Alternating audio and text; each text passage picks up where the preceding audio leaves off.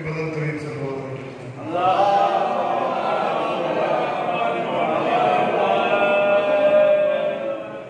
رحم اللہ قرآن الفاتحہ.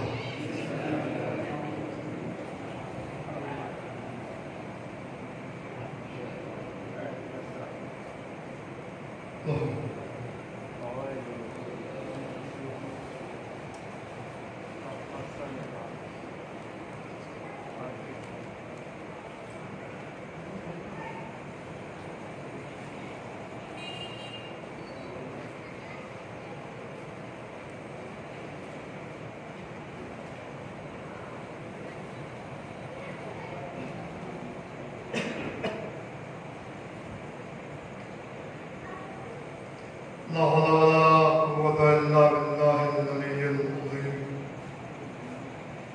أعوذ بالله من الشيطان اللعين الرجيم.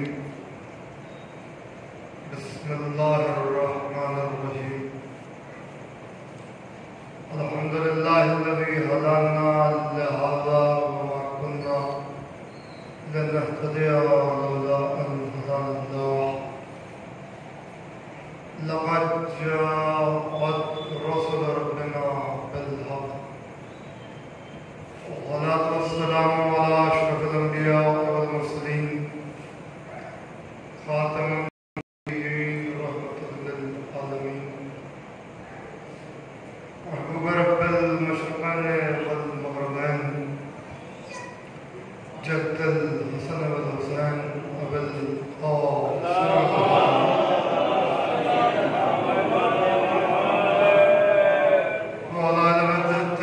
الطاهرين المعصومين المغفورين المنتخبين المنتجبين المظلومين. ولعنة الله على أعدائهم أجمعين من الآن إلى قيام يوم الدين. أما بعد فقد قال الله تبارك وتعالى في محكم كتابه المجيد وفرقانه الحميد وخطابه الرشيد وقوله الحق. بسم الله الرحمن الرحيم. إن الله اصطفى آدم ونوحا وآل إبراهيم وآل عمران على العالمين. صلوات بجد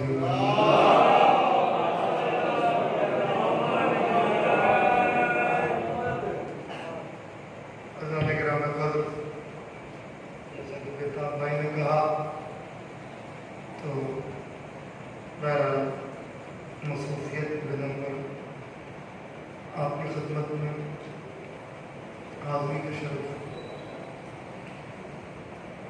حاصل نہیں ہو سکا، مگر اس سال آپ کی دیا محبت و ولایت میں حاضر ہونے کی سعادت حاصل ہو رہی ہے. اور یہ شفقت یقیناً انتظامیہ کی طرف سے بھی ہے اور یہاں کے مومنین کا جو اصرار ہے اس کو مد نظر رکھتے ہوئے 3 دن آپ کی خدمت میں حاضر ہوں. اس میں آج یہ پہلی تقریر ہے. جہاں تک ذکر اہل بیت کا سوال ہے تو یہ حقیقت ہے ذکر اہل بیت کرنا یا کرانا کوئی احسان نہیں. آجے کی آگے تشریف میں وہ شاعر اہل بیت ہے. ایک صلوات ہے محمد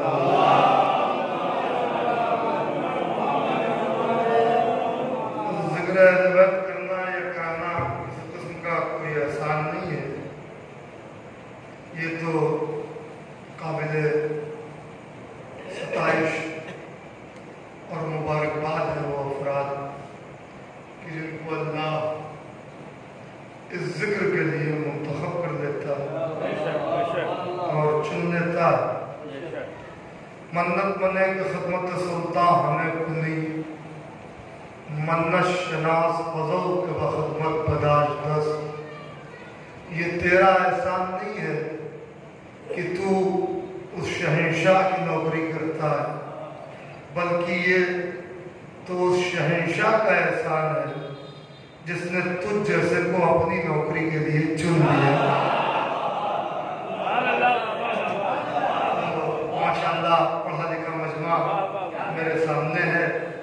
شرائے کرام ہیں، ادبا ہیں اور مجلسی افراد ہیں، اس یقین کے ساتھ کہ جو بھی کہوں گا وہ پہلی ساتھ میں آپ وصول کریں گے، مجھے تکرار در تکرار کا شکار نہیں ہونا پڑے گا۔ آواز صاف آ رہی ہے؟ ایک بدل طریق سے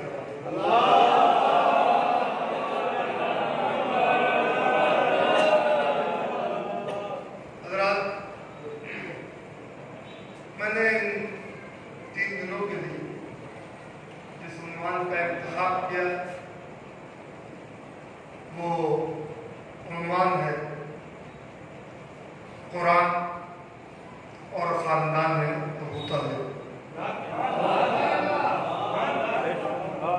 اور بس اسی عنوان پر میں آپ سے گفتگو کر دوں گا۔ حالانکہ عنوان اپنے آپ میں یقین جاتی ہے، اتنا واسٹ ہے، اتنا وائڈ ہے، اتنا وسیع ہے کہ مجھ جیسے جاہل کے لیے بھی اس عنوان کے تحت گفتگو کرنے کے لیے کئی اشرے درکار ہیں، مگر بات کو سمیٹنا ہے اور یہ اسی وقت ممکن ہو سکتا ہے جب دامن ہاتھ میں اس کا ہو جو نقطے میں پورا قرآن سمیٹتا ہے۔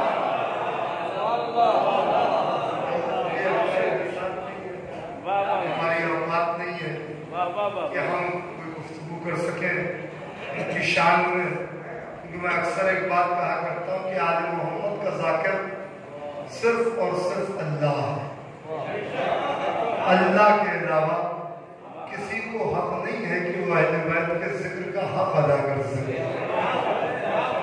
یہ صرف ذات واجب کا کام ہے، اس لیے کہ جو بھی ان کا ذکر کرے گا وہ ان کے بعد ہوگا، ان سے پہلے، اور ان کی حقیقت کو وہ جانتا ہے جو ان سے پہلے ہو،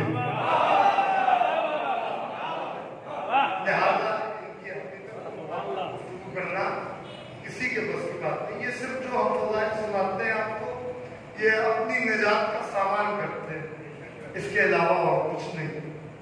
قرآن مجید میں ترتیب کے حساب سے تیسرا سورہ ہے سورہ آل عمران۔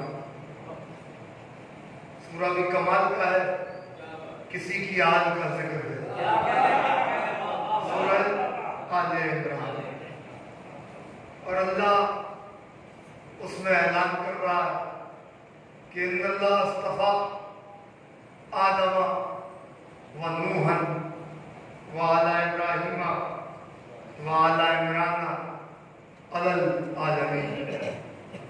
ہم نے اصطفیٰ کیا، برگزیدہ کیا، چن لیا، منتخب کیا، سلیکٹ کیا، الیکٹ کیا، کس کو؟ آدم کو، نوح کو، آل ابراہیم کو اور آل عمران کو۔ مگر جب آل عمران کی بات آئی تو فقرہ آگے بڑھایا کہ آل عمران کا انتخاب، آل عمران کا منتخب کرنا کسی ایک قریے تک محدود نہیں تھا، کسی ایک بستی تک محدود نہیں تھا، ایک شہر تک محدود نہیں تھا، ایک ملک تک محدود نہیں تھا، علی العالمین۔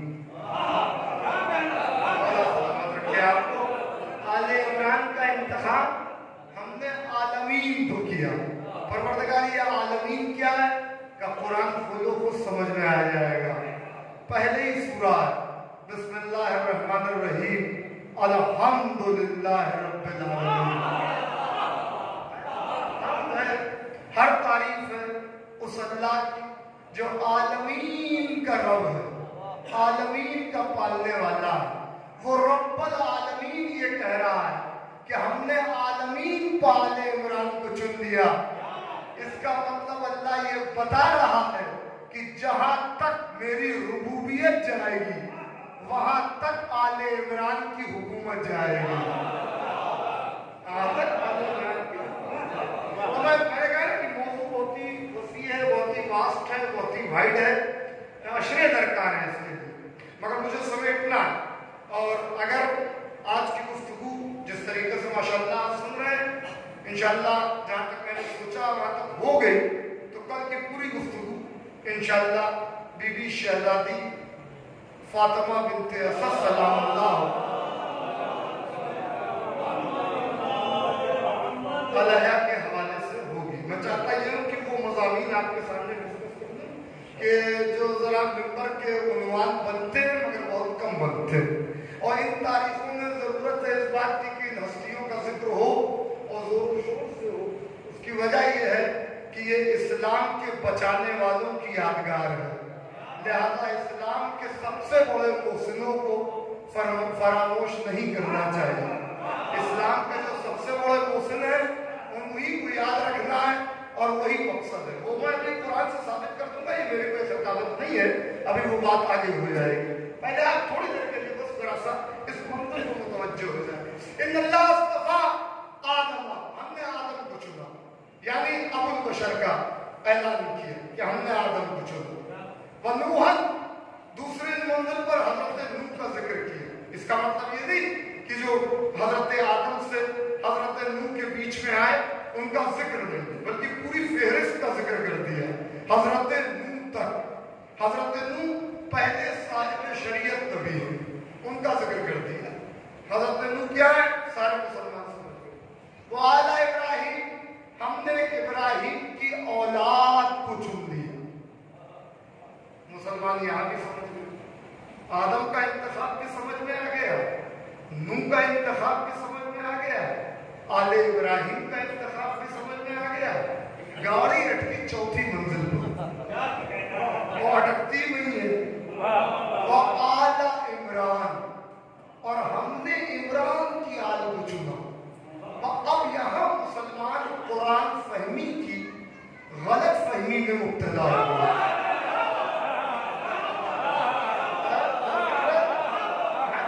آپ کو سلامت رکھتے ہیں افراد بیٹھے ہوئے قرآن فہمی کی غلط فہمی میں مبتلا ہوں. دیکھیں میں اکثر ایک بات کہا کرتا ہوں, قرآن مجید چند رسومات کی ادائیگی یا فقط مردوں کو پڑھ کے بخش دینے والی کتاب کا نام نہیں ہے, بلکہ قرآن مجید زندہ افراد کے لیے ایک زندہ جاوید معجزہ ہے. اس کے اوراق میں موتی بکھرے ہوئے. وقت دیجئے قرآن کو. یہ میں نوجوانوں سے کہہ رہا ہوں, اپنے ہمسنوں کو, ہم سے بھائیوں سے, بزرگ مجھ سے بہتر جانتے ہیں, ان سے تو ہم نے سیکھا. سنیے, قرآن مجید کے لیے ایک وقت نکالے, کم سے کم 10 آیتیں معنی کے ساتھ پڑھیں, ترجمے کے ساتھ پڑھیں. معصوم فرماتے ہیں 50 آیتیں اگر کوئی ہر روز قرآن کی پڑھ لے, 50 کہیں سے بھی 50 آیتیں ہر روز قرآن کی پڑھ لے, اور 3 مہینے تک یہ عمل متواتر کرتا ہے, ہمیشگی, کنٹینیوٹی, تسلسل, مداومت, سمجھ رہے, تو معصوم فرماتے ہیں کہ اس کا حافظہ بڑا کا ہو جائے گا, اس کا حافظہ بہت قوی ہو جائے گا. یہ قرآن مجید کے تلاوت کے فیوز ہیں, برکات ہیں. حالانکہ قرآن خالی تلاوت کے لیے نہیں آیا, قرآن ہدایت کے لیے آیا. قرآن تلاوت کا تقاضا نہیں کرتا. ہم کے الف سے لے کے والناس کے سین تک آپ کوئی ایک آیت مجھے نہیں دکھا سکتے کہ جس میں قرآن نے یہ کہا مجھے رکھ لو, میری آیتوں کو حفظ کر لو, میری آیتوں کی تعویذ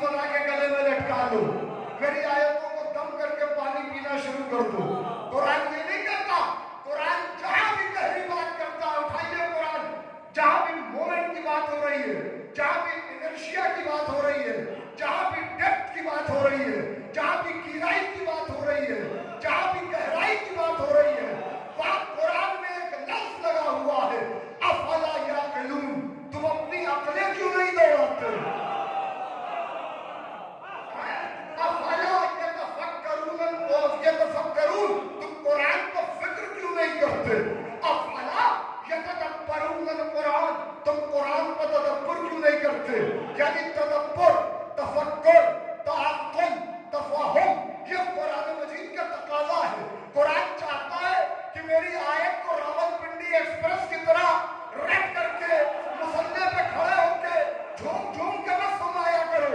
ورتل القرآن ترتیلا، قرآن کو ٹھہر ٹھہر کے پڑھو، سمجھ سمجھ کے پڑھو، کیونکہ قرآن ذکر ہے، لہذا اس ذکر کو فکر کرو۔ ایک جملہ کہنے جا رہا ہوں، مرضی آئے جیسے چاہے ویسے سن لیجیے گا کہ جب ذکر پر فکر کی جاتی ہے تو اہل ذکر سمجھ میں آتے ہیں۔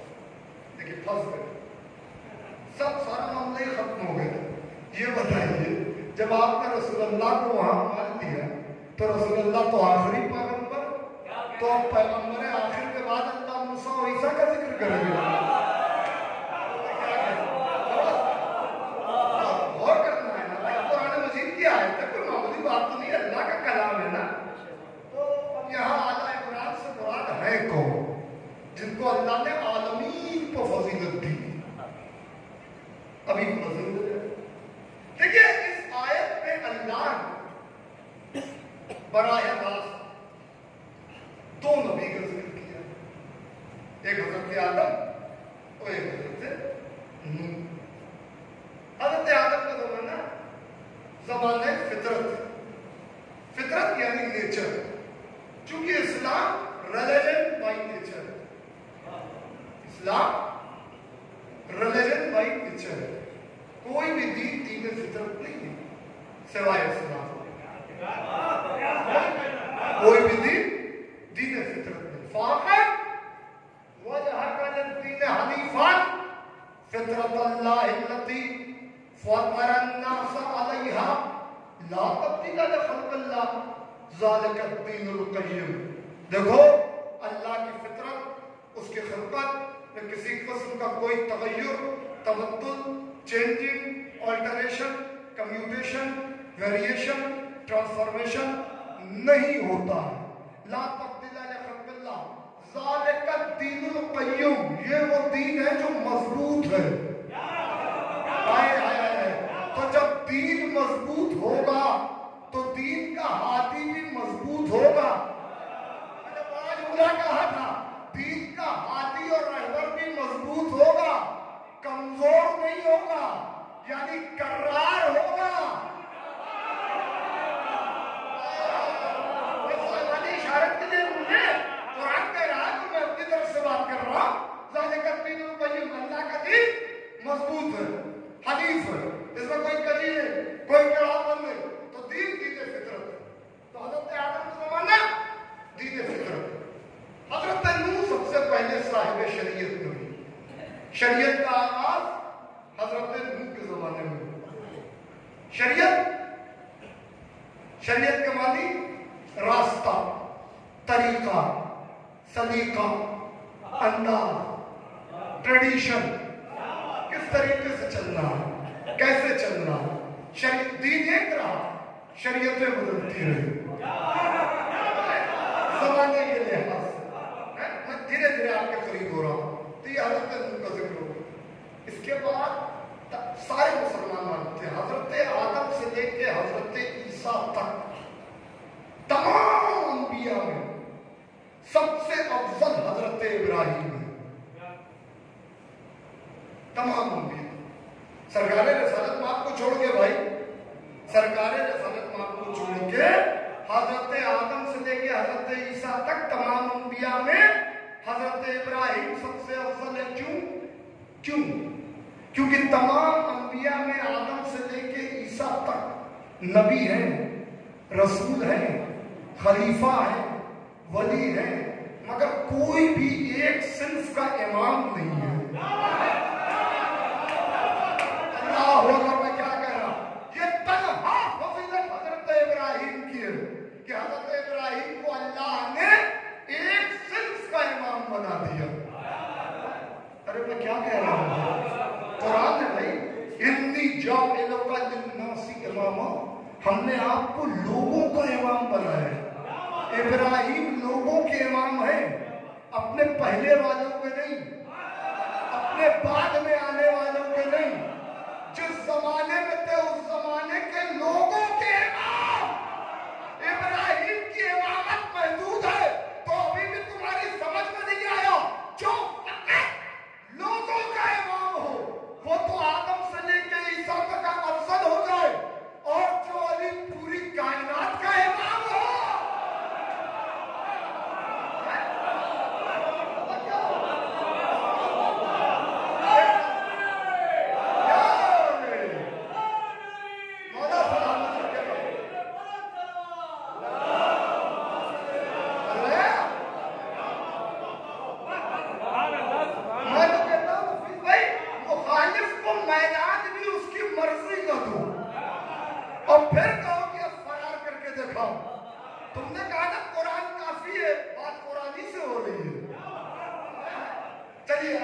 اچھا ہوا کیا جناب، تو حضرت ابراہیم کا یہاں پھر کیوں نہیں اللہ نے ذکر کیا، اعلیٰ ابراہیم کیوں کر دیا؟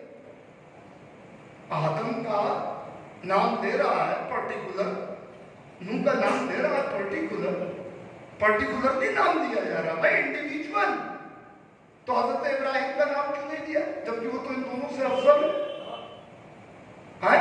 کہنا چاہیے تھا نا ابراہیم، پھر کہتا آلہ ابراہیم. تو اللہ نے کہا تم منبر پر بیٹھ کے خطابت کرتے ہو، تم کو اتنی سمجھ نہیں ہے؟ میں ان کا خالق ہوں، میں ان کی نیتوں سے واقف ہوں، میں ان کی ذہنیتوں سے واقف ہوں، میں ان کی خصلتوں سے واقف ہوں، میں ان کی طبیعتوں سے واقف ہوں، میں ان کی طینتوں سے واقف ہوں، میں ان کی جبلتوں سے واقف ہوں، میں ان کی فطرتوں سے واقف ہوں. میں جانتا تھا کہ اگر میں ابراہیم کہہ دوں گا تو یہ اپنے دعوے میں سچے ہو جائیں گے کہ اعلیٰ عمران دیکھیے آدم کے بعد نوح کے بعد ابراہیم، اور ابراہیم کے بعد موسیٰ، اور موسیٰ کے بعد عیسیٰ. اعلیٰ عمران صحیح ہو جائیں گے. مگر میں تو بات کر رہا ہوں نبوت کی. میں جانتا تھا کہ یہ کام کریں گے کسی کی عظمت کو گھٹانے کے لیے، لہذا میں نے وہ قصہ ہی نہیں رکھا. میں نے کہا آل ابراہیم، ابراہیم کی آل، ابراہیم کی ذریت، ابراہیم کی اولاد.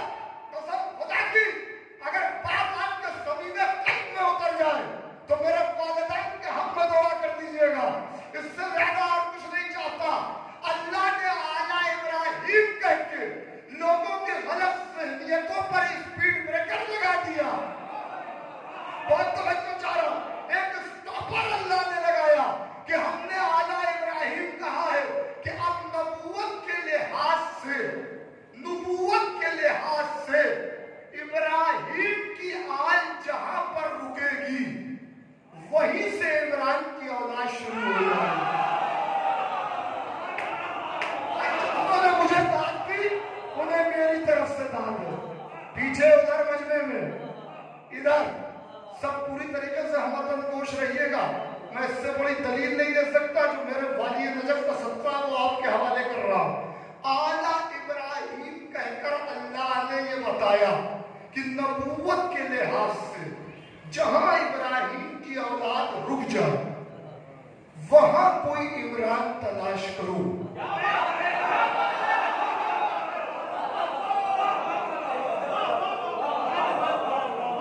اور پھر اس کی آل کا تعین کرو. مولا یہ آپ کے چاہنے والے ہیں، آئیے. جانے تو میں ایسے دیتا ہی نہیں، ابھی تو ہر آدمی میرے ساتھ بولے گا. دیکھنے ذرا تھوڑی دیر میں اعلیٰ ابراہیم ہے کون؟ ابراہیم کی آل. حضرت ابراہیم کا ایک لقب ہے شیخ الانبیاء، انبیاء کے شیخ. ایک لقب اور ہے شجرۃ الانبیاء، انبیاء کا شجر. یعنی یہاں سے اب جو نبوت چلے گی تو شاخ ابراہیم کے شجر سے چلے گی. اللہ نے حضرت ابراہیم کو دو بیٹے عطا کیے، ایک حضرت اسحاق، ایک حضرت اسماعیل. حضرت اسحاق سے جو نسل چلی اس میں زیادہ تر انبیاء بنی اسرائیل آئے. اسحاق کے بیٹے یعقوب کے بیٹے یوسف کے بھائی لاوی کے بھائی سے سلسلہ سلیمان، داؤد، یونس، یحییٰ، زکریا ہوتے ہوتے بات حضرت عیسیٰ تک جا کے تمام ہوئی. یعنی حضرت عیسیٰ سے جو نسل چلی وہ نبوت کے لحاظ سے کہاں پہ جا کے رکی؟ بول دیجئے حضرت عیسیٰ. حضرت عیسیٰ بیٹے کس کے ہیں؟ حضرت ابراہیم کے. یعنی حضرت عیسیٰ کے نسل میں آل ابراہیم حضرت عیسیٰ پہ جا کے رک گئے. آل ابراہیم حضرت عیسیٰ پہ جا کر کے رک گئی. اچھا آگے آئیے حضرت اسماعیل. اب اسماعیل سے جو نسل چلی وہ دیکھ لیجئے. یہ بھی برگزیدہ بنتے ہیں سب اللہ کے، کیونکہ ابراہیم شجرۃ الانبیاء. چیلنج ہے میرا بھائی پورے علماء اسلام کو. اسماعیل حضرت اسماعیل کے بیٹے ہیں قیدار، قیدار کے بیٹے ہیں ثابت، ثابت کے بیٹے ہیں الیسا، الیسا کے بیٹے ہیں ہمیسا، ہمیسا کے بیٹے ہیں عود، عود کے بیٹے ہیں عدنان، عدنان کے بیٹے ہیں مضر، مضر کے بیٹے ہیں الیاس، الیاس کے بیٹے ہیں مدرکہ، مدرکہ کے بیٹے ہیں حزیمہ، حزیمہ کے بیٹے ہیں کنانا، کنانا کے بیٹے ہیں مالک، مالک کے بیٹے ہیں غالب، غالب کے بیٹے ہیں فہد، فہد کے بیٹے ہیں لوی، لوی کے بیٹے ہیں مرہ، مرہ کے بیٹے ہیں کعب، کعب کے بیٹے ہیں عدی، عدی کے بیٹے ہیں کلاب، کلاب کے بیٹے ہیں قصی، قصی کے بیٹے ہیں عبد مناف، عبد مناف کے بیٹے ہیں ہاشم، ہاشم کے بیٹے ہیں عبد المطلب، عبد المطلب کے بیٹے ہیں عبداللہ اور ابو طالب۔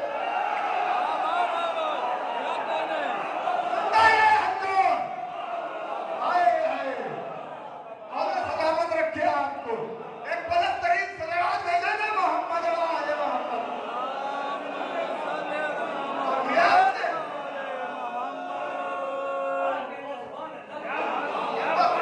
نوازش ہے، یہ میرے کوئی حافظے کا کمال نہیں ہے، یاد رکھیے فضائل اہل بیت ایک ٹھاٹے مارتا ہوا سمندر ہے، ہر ایک کا شغل گدا لے کے یہاں کھڑا ہے، ان کی عطا میں کمی نہیں ہوتی، ظرف دیکھ کے یہ عطا کر دیتے ہیں، ظرف دیکھ کے عطا کرتے ہیں، ان کی عطا میں کوئی کمی نہیں ہوتی، تو یہ وہ ہستیاں بیزر کو ابوذر بناتے ہیں، مسلمان کو سلمان بناتے ہیں۔ میں نے پورا شکلہ آپ کو سنا دیا، کہاں نہیں اسماعیل سے آل ابراہیم نبوت کے لحاظ سے، حضرت عبداللہ آئے، حضرت عبد المطلب تک نور واحد نے سفر کیا،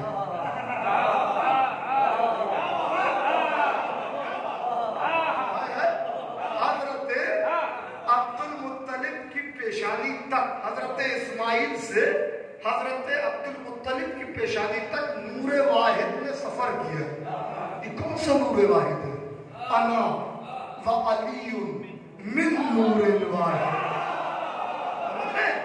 یہ مولا علی اور رسول خدا کا نور حضرت اسحاق کی پیشانی میں نہیں گیا، حضرت اسماعیل کی پیشانی میں آیا، حضرت اسماعیل کی پیشانی سے یہ نور سفر کرتے کرتے، دیکھیں الفاظ بھی بارگاہ عصمت میں وہ استعمال کرنے چاہیے جو ان کی شان کے لیے محرم ہو، ہاں یہ نہیں ہے کہ جو لفظ ملا وہ اٹھا کے استعمال کر دیا۔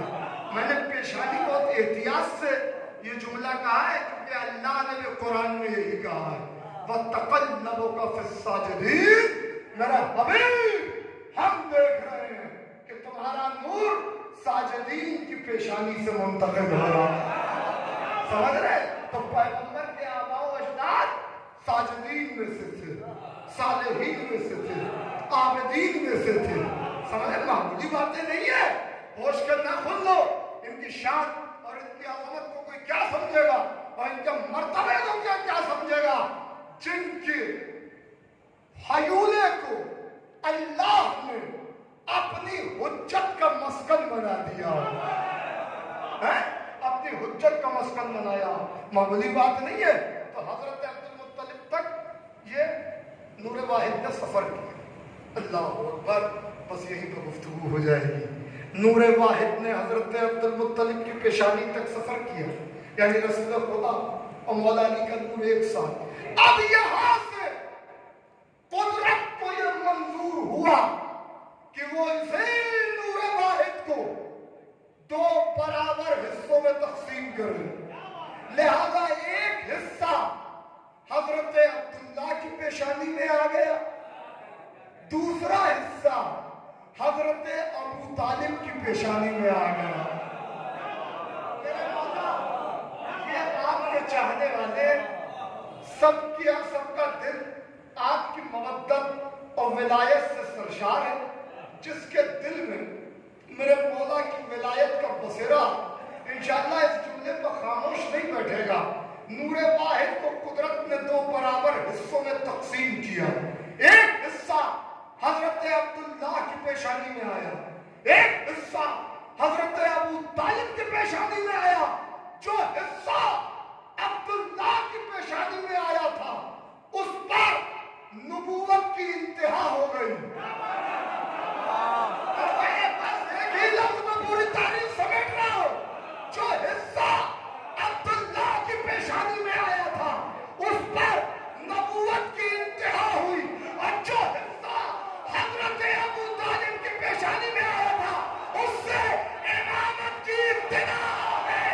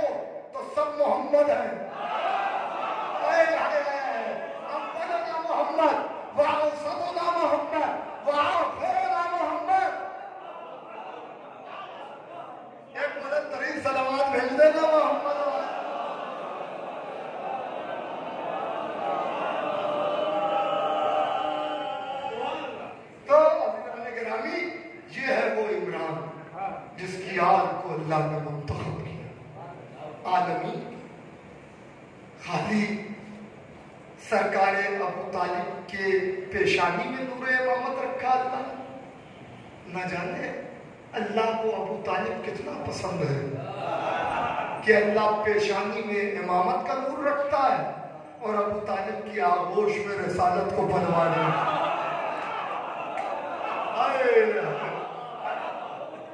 کہتے ہیں صاحب کلمہ نہیں پڑھاتا. میرے پاس تو دلائل اتنے ہیں کہ میں اگر اسی پر گفتگو کرنے لگوں تو میں سمجھتا ہوں 1 گھنٹے سے اوپر ہو جائے گا. اور یاد رکھیے گا میں اس نمبر سے آپ سے کہہ رہا ہوں کہ میں نے اپنی زندگی بھی خطابت کی ابتدا میں کبھی ایمان ابو طالب کے سلسلے میں گفتگو کی, اس کے بعد نہیں کی. میں سرکار ابو طالب کے فضائل پڑھتا ہوں، میں ان کے ایمان کے دلائل نہیں دیتا۔ اب کن کو آپ دلائل دے رہے ہیں جن کے خود کے باپ دادا کے ایمان کا کوئی ٹھکانا نہیں؟ ہم دلائل دے دیں گے یہ دلیل ارے اللہ نے پورے قرآن میں کہیں ابو طالب کے ایمان کی بات ہی نہیں کی۔ قرآن کھول کے دیکھیے تو اللہ نے تو صرف اور صرف ابو طالب کے احسان کی بات کی ہے کہ ابو طالب کے احسانات دیکھو بھائی۔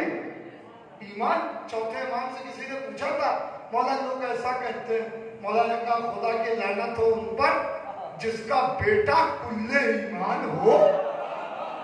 اس کے بارے میں یہ تصور کیا جائے کہ وہ ایمان پر تھے کہ نہیں تھے؟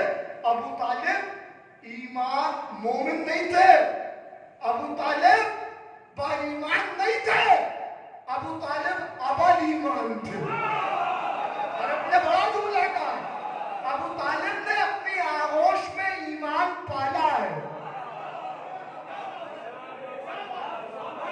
آپ کہہ رہے کلمہ کیا ہے؟ کلمہ بھائی کسے کہتے ہیں؟ کلمہ لا الہ الا اللہ محمد رسول اللہ۔ مومن کا ہو جائے تو علی المدی اللہ۔ میں کیا کہہ رہا ہوں بھائی؟ یہی تو کلمہ ہے نا، اور کیا کلمہ ہے بھائی؟ یہی تو کلمہ ہے نا، اس کے علاوہ کیا کلمہ ہے؟ آپ مجھے بتائیے، دیکھیے سرکار ابو طالب کو کیا شان نظر آ رہی ہے؟ سرکار ابو طالب کی پیشانی دیکھیے لا الہ الا اللہ، یہ گود دیکھیے محمد رسول اللہ، یہ گود دیکھیے علی ولی اللہ۔ اب کلمہ مکمل ہو گیا، کلمہ مکمل ہو گیا۔ کلمہ نہیں پڑھا ہوش کے ناخن دیجیے، کہاں کی باتیں کرتے ہیں؟ تاریخ تبری اہل سنت بھائیوں کا سب سے بڑا مورخ ہے یہ تاریخ تبری۔ اس میں لکھ رہا کہ سرکار ابو طالب 2 جلدوں میں کتاب ہے، یہ بھی ہمارے اہل سنت بھائیوں کے ایک عالم ہے، شیخ صاحب چشتی، پڑوسی ملک کے رہنے والے تھے۔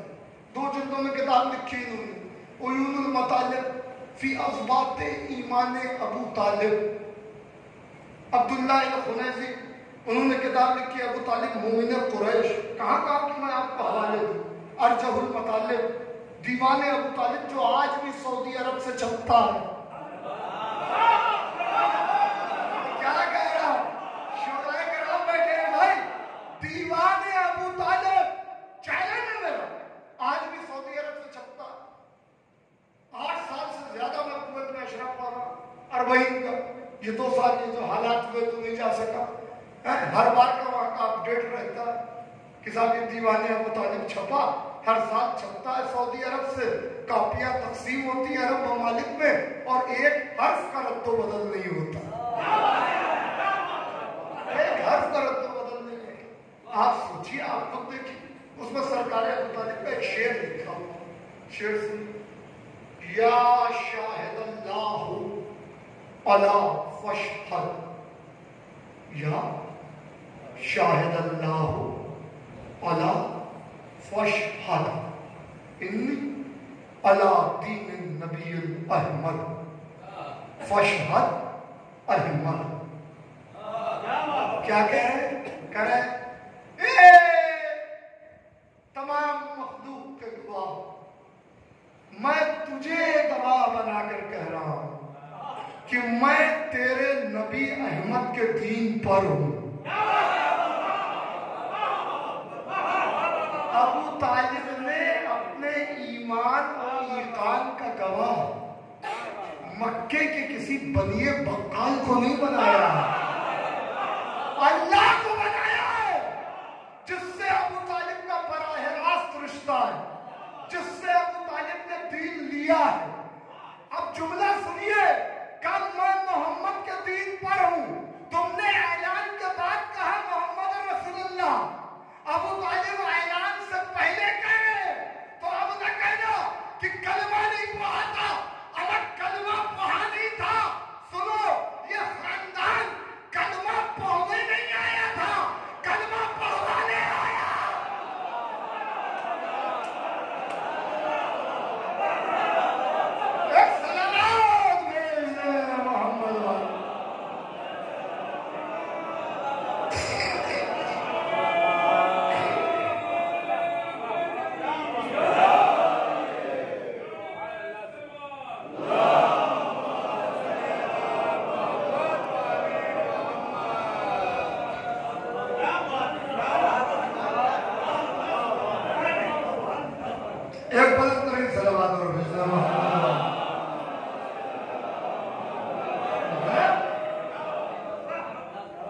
یہ خاندان کلمہ پڑھنے نہیں آیا تھا، کلمہ پڑھوانے آیا تھا۔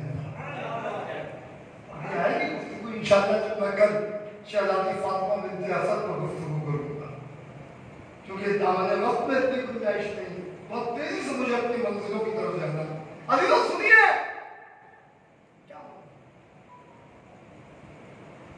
کب سرکار ابو طالب نے سرکار رسالت ماں اپنی آغوش رحمت میں لیے؟ مسلمانوں کی تاریخ کی قدیم ترین کتاب، سب سے پرانی، سیرت ابن ہشام، نوٹ کرتے رہیے، سیرت ابن ہشام۔ دوسری کتاب طبقات ابن سعد، اور بھی بہت سی کتابیں، میں یہ دو چونکہ بہت زیادہ معتبر اور مستند کتابیں ان کے حوالے سے بتا رہا ہوں۔ رسول خدا جب دنیا میں آئے تو باپ کا سایہ دنیا سے جا چکا، باپ موجود نہیں۔ 6 سال کے ہوئے، مکے اور مدینے کے درمیان مقام ابوا پر شہزادی فاطمہ بنت اسد سلام اللہ، شہزادی آمنہ صلی اللہ علیہ محمد، شہزادی آمنہ سلام اللہ علیہ دنیا سے پردہ کر گئی۔ اب دادا نے یعنی سرکار عبد المطلب نے اللہ کی سب سے بڑی حجت کی تربیت کی ذمہ داری لی، مگر ہوا یہ کہ قدرت کو کچھ اور ہی منظور تھا۔ 8 سال کے سرکار رسالت مآب ہوئے اور تقریباً 100 سال کے سرکار عبد المطلب ہوئے۔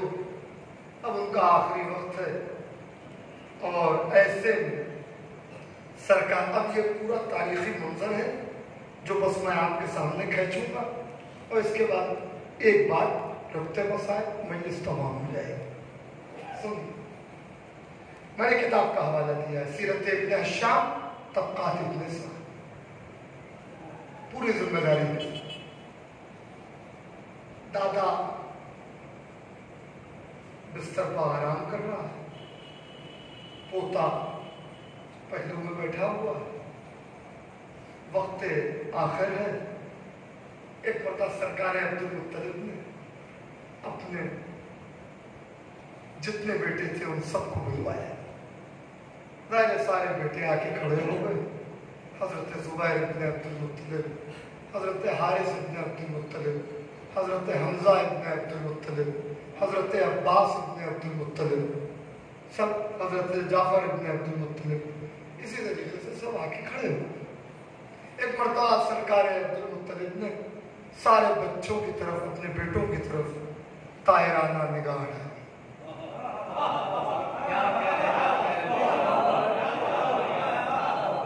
اور اس کے بعد دیکھ کر کہا کہ میرا، اب مجھے نہیں پتا علم غیب اور کس کو کہتے ہیں بھائی، کہ میرا وقت آخر ہے، ان قریب میں اپنے رب حقیقی سے مل جاؤں گا، اور جتنی خدمت اس پروردگار کو مجھ سے لینی تھی اس نے لے لی۔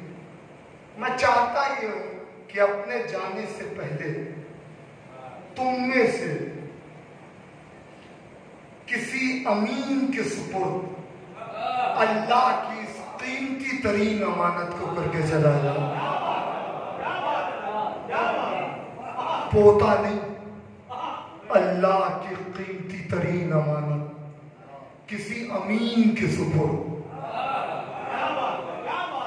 جملے دیکھیں، اب ظاہر بات ہے، باپ نے کہا ہے ہر بیٹا حسب توفیق آگے بڑھ رہا ہے۔ حضرت زبیر ابن عبد المطلب آگے بڑھے، حضرت عباس ابن عبد المطلب نے پیشکش کی، حضرت حارث ابن عبد المطلب نے پیشکش کی۔ حضرت حارث ابن عبد المطلب سے سرکار عبد المطلب نے کہا بیٹا تم پال تو لو گے، مگر مسئلہ یہ ہے کہ تمہارا کاروبار بہت بڑا ہے اور تم اکثر کاروبار کی وجہ سے باہر رہتے ہو، لہذا جب تم اپنے تجارت میں مصروف رہو گے تو اس کی تربیت کے لیے وہ وقت نہیں نکال سکو گے جو ایک باپ کو اپنے بیٹے کے لیے نکالنا چاہیے۔ آپ سوچیں سائیکولوجی اسٹڈی ہو رہی ہے، میں آپ کو بتا رہا ہوں کہ پیغمبر کے آباء و اجداد تھے کیا، کوئی سمجھ نہیں سکتا، اللہ کی کتنی بڑی حجت تھی، سائیکولوجی اسٹڈی کر رہے ہیں۔ کہا بیٹا مسئلہ ہے، حضرت حارث بن عبد المطلب خاموش ہو۔ ایک مرتبہ حضرت عباس ابن عبد المطلب آگے بڑھے، انہوں نے کہا بابا مناسب سمجھیے تو میرے حوالے کر دیتا۔ کہا بیٹا ہاں تمہارے حوالے کر دیتا، مگر تم کثیر العیال ہو، تمہارے اولاد زیادہ ہے، جس کے خود اولاد زیادہ ہو وہ دوسرے کی اولاد کو اتنا وقت نہیں دے سکتا جتنا اسے دے۔ وہ بھی پیچھے آ گئے، قسم خدا کی میں نہیں جانتا کیا کیا فیصلے ہو رہے ہیں۔ ایک مرتبہ حضرت زبیر ابن عبد المطلب آگے ہوئے، انہوں نے کہا بابا اگر مناسب سمجھیے تو میرے بھائی کی نشانی عبداللہ کے نور نظر کو میرے حوالے کر دیجئے۔ کہا بیٹا میں تمہارے حوالے کر دیتا اور تمہارے پاس دولت کی بھی کمی نہیں ہے، تم پال لو گے میرے بیٹے کو، اللہ کی ضمانت کو، مگر میرے لال مسئلہ یہ ہے کہ تم لاولد ہو، تمہارے خود کوئی اولاد نہیں ہے۔ جس کے خود کوئی اولاد نہ ہو وہ دوسرے کی اولاد کے درد کو حقیقت سے نہیں سمجھ سکتا۔ ارے مولا میں اس سے زیادہ پڑھ نہیں سکتا۔ وہ دوسرے ذرا دیکھیے کیا کیا فیصلہ کر رہے ہیں سرکار عبد المطلب، وہ دوسرے کی اولاد کے درد کو حقیقت سے سمجھے، یہ ممکن نہیں ہے۔ ہر بیٹا آگے بڑھ رہا ہے، کوئی نہ کوئی وجہ، کوئی نہ کوئی علت سرکار عبد المطلب بیان کر رہے ہیں اور وہ بیٹا پیچھے ہٹ گیا۔ مومنین پوری طرح متوجہ ہیں، تاریخ کہتی ہے جب سب نے اپنی اپنی آرزو پوری کر لی تو آخر میں وہ اٹھا جو حسن کی زبان میں برزت البلد تھا، ریاست کی زبان میں رئیس عرب تھا، نسب کی زبان میں امیر عالی نسب تھا، حفاظت کی زبان میں پاسبان حرم تھا، ہائے ہائے ہائے ہائے، قرآن کی زبان میں عمران تھا، ہر لحاظ سے غالب تھا، کنیت میں ابو طالب تھا۔ مولا سلامت رکھے آپ کو۔ ایک مرتبہ آگے بڑھے، کہا بابا، تقریر ختم ہو رہی ہے، بابا مناسب سمجھے تو میرے بھائی عبداللہ کی نشانی کو میرے حوالے کر دے۔ اب تاریخ کہتی ہے کہ اب تک ہر بیٹے کو خود جواب دے رہے تھے، مگر جب بات ابو طالب کی آئی تو سرکار عبد المطلب نے ابو طالب سے کچھ نہیں کہا، پہلو میں رسول خدا بیٹھے تھے، کہا بیٹے آپ کا کیا خیال ہے؟ نہیں مجھے لگ رہا ہے کہ ابھی پیچھے شاید میں پہنچا نہیں پا رہا ہوں، اگر پہنچا رہا ہوں تو میرے ساتھ رہیے گا۔ دیکھیے خطبہ اصل میں تاریخی موضوعات لیتے ہوئے یوں گھبراتے ہیں کہ مجمع تھوڑا خاموش ہو جاتا ہے، مگر دیکھیں مجھے اس وقت آپ کی خاموشی کوئی پریشانی میں مبتلا نہیں کر رہی ہے۔ اس کی وجہ یہ ہے کہ جب نتیجہ آئے گا نا تو آپ یہاں نہیں ہوں گے۔ سنیے، ہاں میں بتا رہا ہوں آپ کو، سنیے عزیزان کرام، منزل کیا بھائی یہ سب ذکر مولا کا صدقہ ہے، ہماری کیا اوقات ہے، کیا بساط ہے، عجیب منزل ہے۔ ہر بیٹے کو خود کہہ رہے تھے، حضرت ابو طالب نے کہا تو کہا بیٹے آپ کا کیا خیال ہے، یعنی خود چاہتے ہیں مگر اپنی اس چاہت پر عبد المطلب رسالت کی مہر لگوانا۔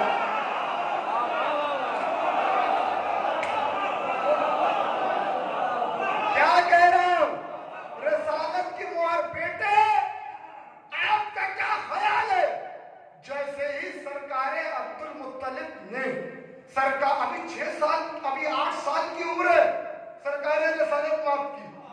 تو بظاہر اعلان رسالت نہیں کیا، ابھی تو یہی جانتے ہیں کہ یہ اللہ کی سب سے بڑی حجت ہے، اور کوئی نہیں جانتا۔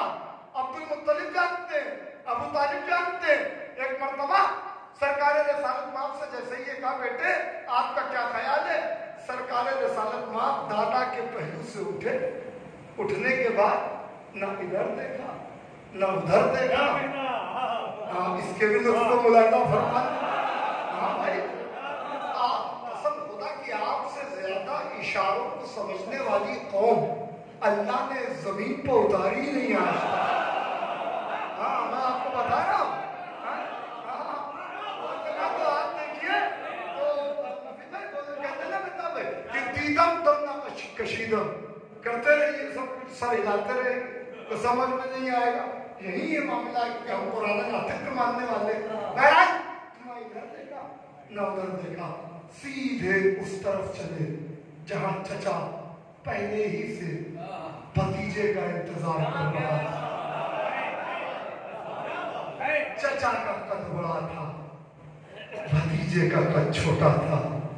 چچا نے جھکنا شروع کیا، جھکتے جھکتے ابو طالب نے اپنے زانوں کو زمین پر ٹیک دیا، دو زانوں ہو کر تشہد کی حالت میں بیٹھ گئے۔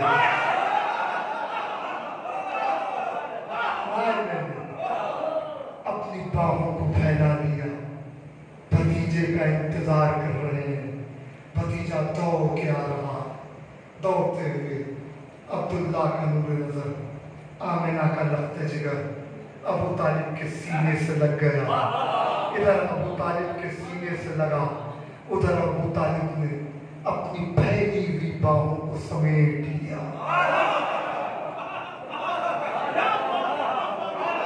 کہنا منظر نہ کھینچ دیا تو پھر ذکر مولا کا فائدہ کیا ہے۔ وہ سرکار رسالت مآب چلے، یہ ابو طالب نے باہیں پھیلائیں۔ وہ سرکار رسالت مآب نے اپنے آپ کو سرکار ابو طالب کے سینے سے لگایا۔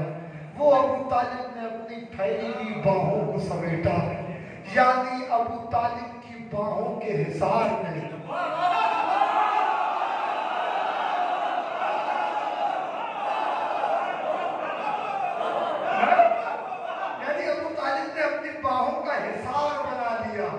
حصار بنا لیا، اور اس میں نبوت ہے، اللہ کی سب سے بڑی حجت ہے۔ یہ کیسی اللہ کی حجت ہے؟ وما، میں نے کیا کہا تھا، علی العالمین، بات گئی تو نہیں؟ یہ کیسی اللہ کی حجت ہے؟ اللہ کہا وما ارسلناک الا رحمۃ للعالمین، ہم نے نہیں بنایا آپ کو رسول مگر یہ کہ آپ عالمین کے لیے رحمت ہے، عالمین کے لیے رحمت ہے۔ ایک جملہ سن لیجئے، عالمین کی رحمت جس کی دونوں باہوں کے بیچ میں سمٹ ہے اسے ابو طالب کہتے ہیں۔ اور ہی مجلس ایک سلام بھیجے محمد عالم۔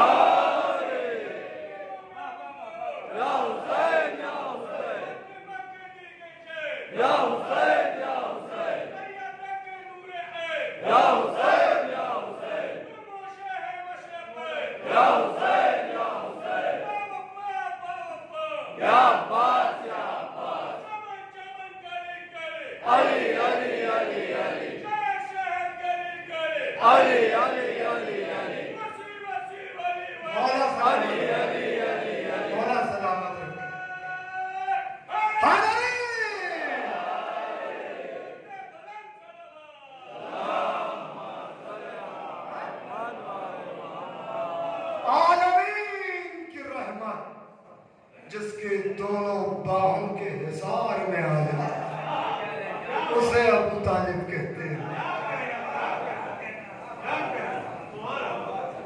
قرآن میں ایک سورہ جسے سورہ والضحیٰ کہتے ہیں۔ والضحیٰ چلتی ہوئی دوپہر کی قسم، واللیل اذا سجا، رات کی قسم جب وہ سج جاتی ہے۔ ما ودعک ربک وما قلی، میرے حبیب آپ کے رب نے کبھی آپ کو اکیلا نہیں چھوڑا۔ وَلَا سَوْفَ يُعْطِيكَ رَبُّكَ فَتَرْضَىٰ، تو عنقریب ہم آپ کو وہ کچھ دے دیں گے کہ آپ اپنے رب سے راضی ہو جائیں گے۔ أَلَمْ يَجِدْكَ يَتِيمًا فَآوَىٰ، تو کیا جب ہم نے آپ کو یتیم دیکھا تو ہم نے آپ کو پناہ نہیں دی؟ یہ وہی موقع ہے، یہ وہی موقع ہے۔ تو اب کوئی دیکھ رہا ہو یا نہ دیکھ رہا ہو، اللہ تو دیکھ رہا ہے نا کہ ابو طالب نے کیا عمل کیا۔ تو اللہ نے کہا حل جزاؤ الاحسان، اور تقریر کا آخری جملہ جہاں جہاں تک مجمع بیٹھا ہوا ہے، جہاں جہاں تک میری آواز جا رہی ہے، بھائی پوری توجہ۔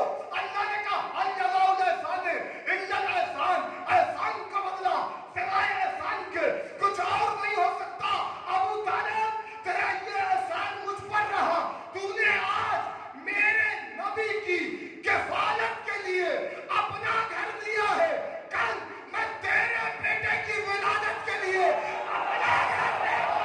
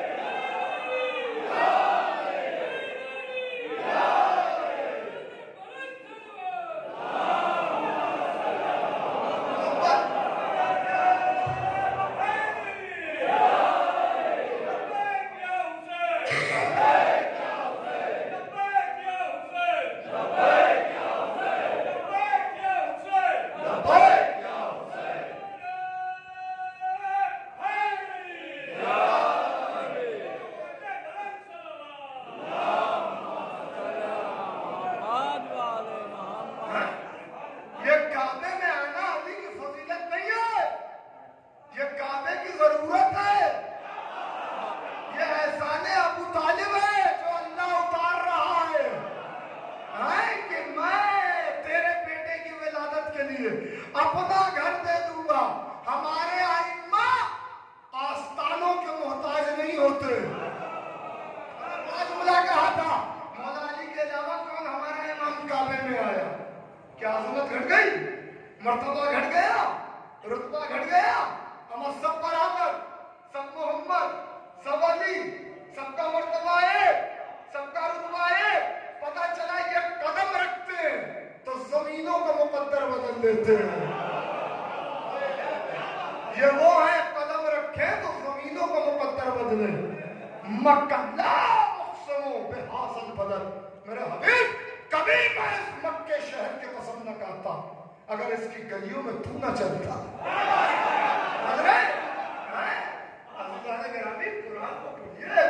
قرآن کو غور کیجئے تو پتہ چلے گا کہ شان اہل بیت کیا ہے، عظمت اہل بیت کیا ہے۔ عزیزوں یہ زمینوں کا مقدر بدلتے، قدم رکھتے مکے میں، مکہ معظمہ ہو جاتا ہے۔ مدینے میں قدم رکھے مدینہ منورہ ہو جاتا ہے۔ اور جناب شریف تو بہت سے، کلیئر شریف، ملیئر شریف، دیوا شریف، کچوچا شریف، اجمیر شریف، بغداد شریف، ہر جگہ شریف ملیں گے آپ کو۔ شریف بہت ہے، شریف کی سپرلیٹو ڈگری، اس میں تفضیل اشرف، شریف بہت ہوں گے، اشرف ایک ہوگا، اشرف ایک ہوگا۔ یہ مکے میں قدم رکھے مکہ معظمہ، مدینے میں قدم رکھے مدینہ منورہ، نجف میں قدم رکھے نجف اشرف، مشہد میں قدم رکھے مشہد مقدس، کربلا میں قدم رکھے ورش معلّہ، یہ کربلا ہے معلّہ۔ زمین کو معلّہ بنا دے، فرش کو معلّہ بنا دے، اسے خاندان ابو طالب کہتے ہیں، اسے خاندان ابو طالب۔ ابو طالب نے نصرت کا وعدہ اپنی ذات تک کیا تھا، مگر قسم خدا کی رسالت کی حفاظت کے لیے سرکار ابو طالب نے پوری نسل تیار کر دی. نسل تیار. کربلا میں ہر سن کا ابو طالب ہے. ہر سن کا ابو طالب. یہ الگ الگ چہرے نہیں ہیں، یہ ایک ابو طالب ہے جو ہر سن کی نمائندگی کر رہا ہے. کربلا میں 57 برس کا بھی ابو طالب ہے. کربلا میں 32 برس کا بھی ابو طالب ہے. کربلا میں 18 سال کا بھی ابو طالب ہے. کربلا میں 13 سال کا بھی ابو طالب ہے. کربلا میں 7 اور 8 سال کے بھی ابو طالب ہے. نہیں، کربلا میں 6 مہینے کا بھی ابو طالب ہے.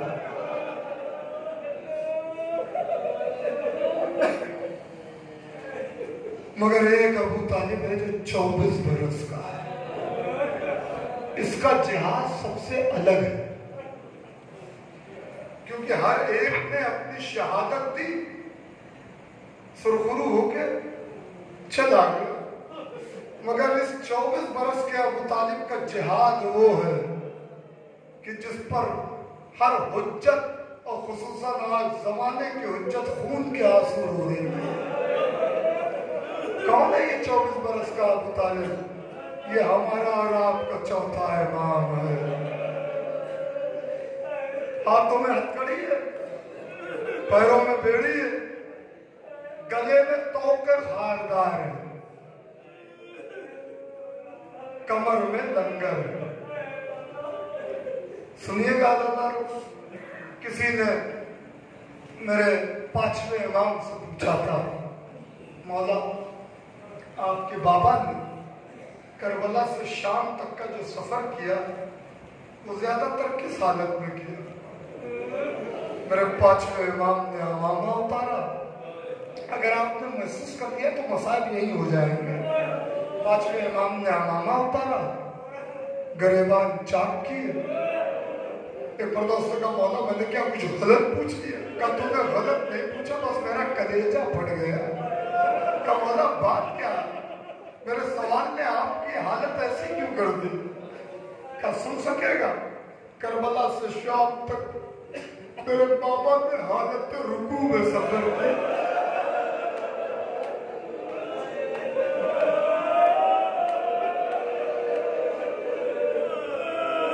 یہاں نماز پڑھنے والے افراد بیٹھے ہوئے جو ازادار ہے وہ نمازی بھی ہوتا، وہ نماز کو فراموش نہیں کرتا. یا کتنے نمازی ہوں گے؟ آج شب جمعہ بھی تھی.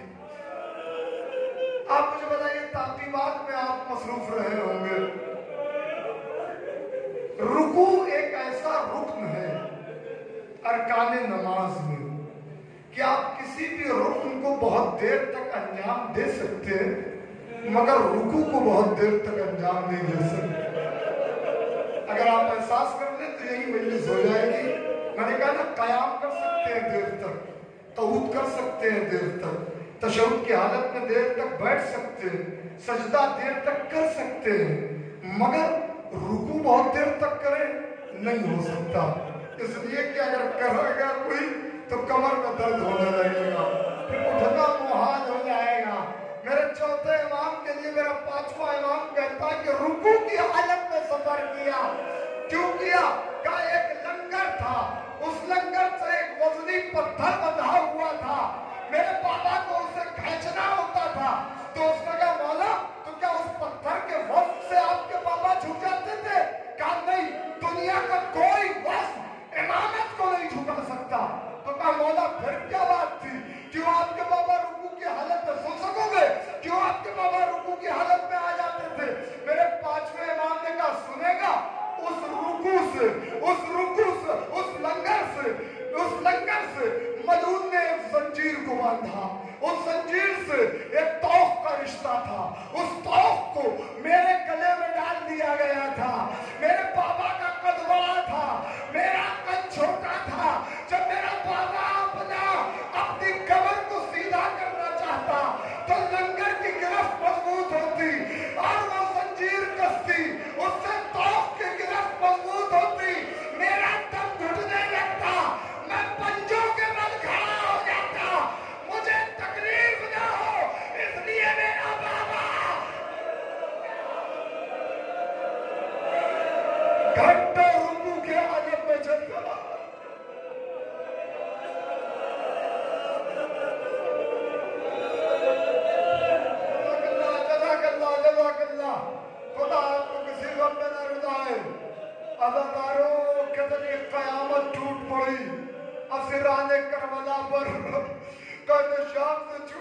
بعد 35 برس تک میرا مولا خون کے آنسو روتا تھا. جب پانی آتا کربلا کا رخ کرتے ہائے میرا بابا، ہائے میرا بھیا اصغر. بس ایک منزل ہے، میں مجلس کو تمام کر دوں گا، آپ اپنے کلیجے پہ ہاتھ رکھیے گا. بہت سے افراد ہیں کہ جو اس دوران مولا کی تعزیت کے لیے آئے، جیسے حضرت منہال ایسے ہی ایک مولا کے چاہنے والے تھے، ابو منظر مدائنی. یہ مدائن کے رہنے والے تھے، مولا سے ملنے کے لیے آئے، تعزیت کے لیے آئے. غلام نے خبر کی مولا ابو منظر آئے ہوئے مدائن سے. میرے مولا نے چوتھے علی نے ایک مرتبہ جیسے ہی ابو منظر کا نام سنا نا، ایک سرد آہ کھینچی. کھینچنے کے بعد دیکھنا میری طرف، اپنے ہاتھوں کو زمین پٹیکا اور یا علی کہہ کے اٹھے. ہاتھ میں عصا لیا، ہر قدم پر یا علی کہتے کہتے مہمان خانے میں آئے. ابو منظر کھڑے ہو گئے، مولا یا علی آپ کی ریشیں مبارک سفید ہو گئی، آپ کے بال سفید ہو گئے. مولا کمر جھک گئی. کہا ارے کربلا میں ہم پر قیامت ٹوٹ پڑی. ابو منظر اب یہ تم پوچھ رہے ہو، یہ کیوں پوچھتے ہو کہ ہم زندہ کیوں ہیں، زندہ کیوں ہیں؟ کہا مولا شہادت تو آپ کی میراث ہے. کہا ہاں ابو منظر شہادت ہماری میراث ہے، مگر کیا یہ بھی ہماری میراث ہے کہ کربلا کے بعد کوفہ و شام میں بلوائے عام میں ماں بہنوں کا کھلا سر ہو اور تعارف کرایا جائے، یہ زینب ہو، یہ رقیہ ہو، یہ سکینہ. جزاک اللہ، جزاک اللہ. بہت روئیں گے، بہت روئیں گے. بس کتاب کا نام ہے مصائب آل محمد. اس میں ابو منظر سے مولا نے 7 مصیبتیں شام کی بیان کی. ارباب مقاتل کہتے ہیں اگر وہ 7 مصیبتیں ایک ساتھ کتاب میں آ جاتی نا تو پڑھنے والا پڑھ کے زندہ نہ رہتا، سننے والا سن کے زندہ نہ رہتا. اس میں سے 4 مصیبتیں ایسی ہیں جو مولا نے ابو منظر کے کان میں بیان کی ہیں. اس کے بعد تاریخ یہ نہیں بتاتی کہ ابو منظر زندہ رہے کہ نہیں رہے، مگر عزاداروں پر سنیے گا. ابو منظر کہتے ہیں مولا سب سے زیادہ قیامت کہاں گزر گئی؟ کہا شام، الشام، الشام. ایک پردہ ابو منظر کہتے ہیں مولا کوئی ایک مصیبت بتائیے. کہا ابو منظر ابھی تم کیا سن کے آئے ہو؟ کہا مولا میں نے سنا شام کی کچھ کافرہ عورتیں اوپر سے پتھر برسا رہی تھی. آپ کا قافلہ جا رہا تھا، وہ اوپر سے پتھر برسا رہے. سن سکو گے اللہ؟ میرا چوتھا امام کہتا ابو منظر میں اتنا ہی سنا. کہا ہاں مولا اتنا ہی سنا. کہا ابو منظر سنو، مجھے میری دادی کی قسم ہے ابو منظر جن عورتوں کو پتھر نہیں ملا وہ کرتی کیا تھی؟ اپنے گھر میں پانی کھولاتی تھی. پانی کھولاتی تھی، کھولانے کے بعد چھت پہ آتی تھی، آ کر ہمارے اوپر کھولتا ہوا پانی ڈالتی تھی. ایسے میں پورا پانی میری سکینہ کے اوپر آ رہا تھا. میں نے سکینہ کو اپنے پاس لیا، سر کو جھکا دیا، سارا پانی میرے سر پہ آیا. میں نے امامہ، میرے چوتھا امام کہتا ہے سارا پانی میرے سر پہ آیا. یہ کہہ کے میرے مولا نے امامہ اتارا، زلفوں کو بکھرایا. ابو منظر نے یہ جلی ہوئی زلفیں ہیں، یہ امت نے تیرے مولا کو اجر رسالت دیا ہے. اے ابو منظر ہم پر قیامت ٹوٹ گئی، ہمیں تیار بتیار پھرایا گیا. او محمدہ، او علیہ، او حسینہ، او فاطمہ.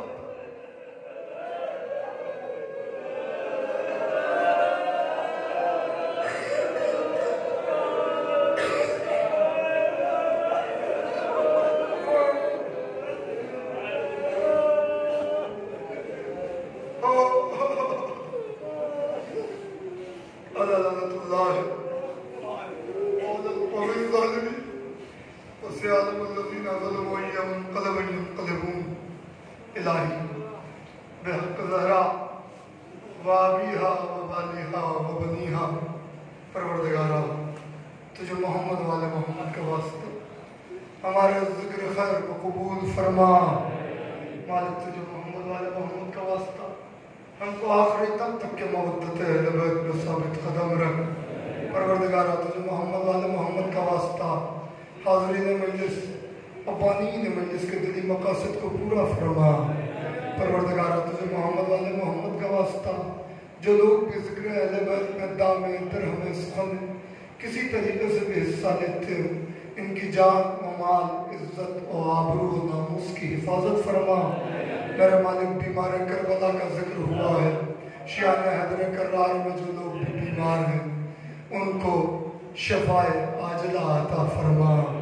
پروردگارہ ظلم اور ظالمین کے خاتمے کے لیے اور خصوصاً کربلا والوں کے خون کے انتقام کے لیے ہمارے بارگاہ سرکار کے ظہور میں تعجیل فرما اور ہمارا شمار ان کے اعمال اور انصار میں کر۔ ربنا تقبل منا انک انت السمیع العلیم۔ ماتم حسین۔